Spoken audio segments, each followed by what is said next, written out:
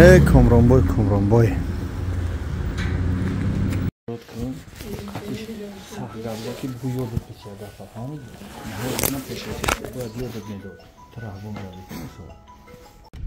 Assalomu alaykum va rahmatullohi taala va barakatuh. Do'stlar aziz, Xudo nigohbon bo'sha. Birodaroni mehribon, avvalo oxirish Alloh bad shuma است چقدر sabab میشه مردم نیازمند کمک میکنیم. امروز ما خصوصا ما یعنی که با کمک شما محتاج هستیم. در حقیقت میگن که مردها رو نامردها با دست مردان میکشن، یعنی که دشمن کارچه را در دستی با یک دوستی خود داد و خنجر ای پشت زدن. من برای این زنی که از معلومات پر شما را دادن میتونم، برای که خپیدنش الحمدلله خیلی داودا کردن. خپیدنش همون زنی که بگیم زکاس شیکه که نسبت کلیت تاجیک همی کرده بود بردن از دم قمای. من دیلم با اون مادر میسوزه، برای که اون مادر خودش عقل کوتاه داره. من میگم سمیه بیز اورو داو نمیشه و من از روی اون مادرش دیگه مادرای تاجیک پس نمیزنم ان شاء الله تا مردن. ما تا وقتی که همه چی میگن دیلی بابا جان میزنه چشمم هویای یا که ای لنگری یا ای کولیا حاجی کامران در نظر دارم. ما دبر شما هستیم. ایرو یک زنی احمق شده ما دیل مایزنه و ای خدمتای هیچ خنگ نمیشه. ما ان شاء الله همه وقت هستیم. اما این مادر معلومات پرش بگاه یا که پگه در کانال بابای لنگری میپرتویم، برای که ما وقتم خیلی کمتر است. در همه میپرتویم میفهمه این زن کیست، از کجا هست، زکاس از کی گرفت. ان شاء الله اونجا گوشکاش توفته سودیان یعنی که نزده و نکشته سودیانشو باید ما معلومات پر را بگیریم که در پشتی او زنا کی ایستادگی، کی چقدر سوم داده که کلیار پاستایی کرده. برای عزیز یا چه فراموش نکنه که یوتیوب بسیار چیزا اودالید میکنه، یعنی خصوصا پاسی پنجره. من نواری پرش در تلگرام در اپیسانی ویدیو میمونم و در کامنتاری ذکر میرم تلگرام بدوی پادپیسات میگه بدوی در اونجا پرای نوارش ببینید چی گفته با خلق تاجیک حاجی کامران. معلومات پر را اویدی خواهر وگای و پگا در کانال بابای لنگری میبینیم که این بدبخت کی بود. متاسفانه نام زنی تاجیکا نام مسلمانا را پس میکنه و با دستی دشمن همچنین کارا کرد نسبت برادرم حاجی کامران. معلومات پره را میگیریم که این زن کیست. من از شما خواهش میکنم کارتای دادر شای کدمید اگر میخوای از پیش دادر شای ببینید در آفیس بابا جان 88 در مترو لوبلینیا بیا ای پیش معلومات پره را میگیری. خواهش میکنم ویدیو را پان کنی. این یک مینوت 3 مینوت یک لایک یک کامنتار شما به هیچ جا نمیره. پروستو حاجی کامران شخصی بود که طول چندین سالها الحمدلله دربار مسلمان‌ها خصوصا مردم تاجیک و خصوصا زنها بود که یک ارمیان یا که یک آذربایجان یا که یک ترک یا که یک داغستانی فن میکردن میرفت همو سوما میگرفت و میگرفت و همو مادرها را میداد و خواهرها و برادرها را میداد. نه هر کس رنگ ای خدم سر کنم ای بر زن فرزندش میخزه در شوی میروه این کارا را میکنه. این زن هم قدر کرد که ناموسی مسلمانی کامران بیدار کرد، رفت او بچه که یاد شپلاق زد چیکار کردن نکنن قبیدن ایواخی و گلونیکا یعنی ای پشت تیار بود. ما میتونستیم بر وقتا ولی اکا میگن چون ما را نگفته تا وقتی سود ما را سکریوات کردن جای انیق نگفتن. اینجا رفتیم ما 5 روز گفتیمش، بعد ای سر سود هم خیکر زنش ما را گفت که همینجا بیا همینجا در سر سود دیمش تمام. من نمیدونم در پس کار چی سودگی. فقط دعا کنه کسمش شرایط نداره یک لایک یا دعا در کامنتار یا در نمازات دعا کنه که این برادر ما براریم ان شاء الله میبرویا دشمن به مقصدش نمیرسه. فقط دعا کنه. خارجون یگان سخن که خاری ما مهمون است. بسم الله الرحمن الرحیم. السلام علیکم و رحمت الله. الله میفرماید فما یعمل مثقال ذره خیر یره و ما یعمل مثقال ذره شر یره. صدق الله العظیم. همسنگ یک ذره عملی خیر کرده میبینی، همسنگ یک ذره عملی بد کرده میبینی، همسنگ یک خوب کرده میبینی. هر چیزی از وابسته از اعمال خودمان است.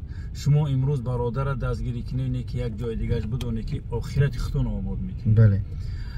دنیا به خطا نیست، همه خطا میکنه. در زندگی با شما هم کوشش کنی که به خطاگی نزنی، هر کس باور نکنی، تو یک کار انیق نمیکنی. شما برادر دستگیری کنی، بای برادرم پگه در بری شما هرچند که باشه. مثال میگن که اگر عالم از دنیا رفت برای کل میگه پیروان او یک درد است، یک غم است. امروز که این برادری ما که زیر پنجره رفت بدونه که در مردم مهاجر یعنی که الله کمک کننده است، این سبب است.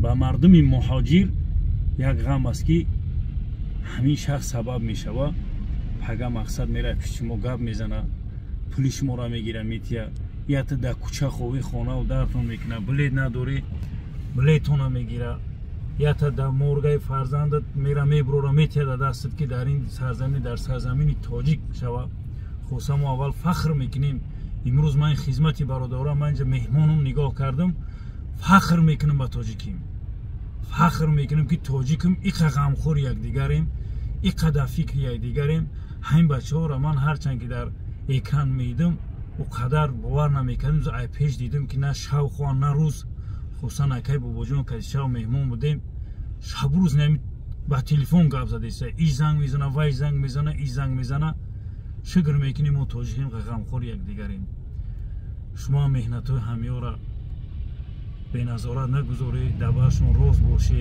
ҳар коре мекунӣ ба телефонӣ ба ҳар чи дастгирӣ кунем бародара бирорӣ ман муддати як меҳмон шудам бовар кун хиёл кардам бар ин бародаро да хирсан мешавам не ки ғами иҳо да истодам ҳамқай мӯи сарм сафед мешавад хела хела қим будае ки як ғамхӯрӣ хела қим будае ки мисол то як бародара дастгирӣ кардан имрӯз мо як линча ордхона мурроӣ карда наметавонем бовар ки як каса як ҷо бировардан хела хела коре куне дуо куне аввалин дараҷа дуо куне ҳасбуналлоҳи ва ниъмал вакил алло ба мо кифоят ва он беҳтарин корсозон аст аввалин чизе ки ҳадияе ки болои ин бародари мо аст аввал саҷдаи мо ай дуои мо ай барое ки аллоҳи мутаол агар чизеро нахоҳ намешавам аввал ба хости алло ҳар амали солеҳ ҳар зарраи амали солеҳ кардӣ дар ҳолати саҷда ба ёд биёрӣ дуо кунӣ ки алло ба ҳамин хотири амали ман агар иҷобат карда бошӣ дуои мана иҷобат кун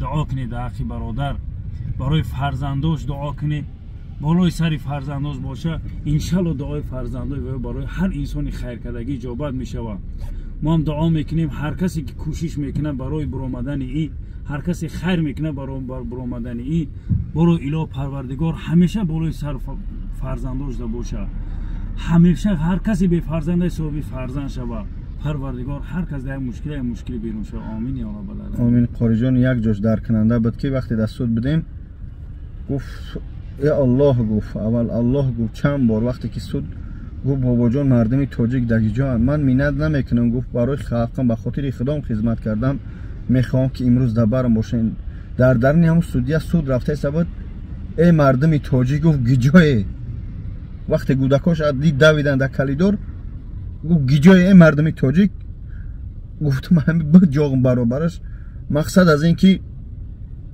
гуфт агар маҳкамам кардан хоҳиш мекунам ай консули ай посолство ай тамоми мардум ки мана бигзор дар ватани худам маҳкам мекунанд дар ҳолати ман гунаҳгор нестам ман ба хотири кӯмаки зани тоҷик рафтам ки вай гуфт мана зино кард мақсад мана гуфт сума гирифт не ки дар ҳолат уголовников чиё тайёр ман ба ҳамин ҳол гирифтор шудам ба он хотир бародаро хела мегӯянд чароғи зулми золим то дами маҳшар намесӯзад агар сӯзад шаби сӯзад шаби дигар намесӯзад оне ки як тӯҳмат кардан агар ин гунаҳгор мебуд дар ҳар ҳол ба мақсадшон ва ё мерасиданд гунаҳгор набуд ки ва ё хучон буд ба доми хучон ғалтиданд чоҳкан зери чоҳ духта гирехтани буд адаст хур алҳамдулилло чоҳкан зери чоҳ вақте ки гуноҳ кардан онҳо хучон ғалтиданд иншаалло ба он хотир як сабаб шуда иншаалло ҳамин бародарое ки кӯшиш карданд хушҳолшон кунед дар пеши душман инҳоро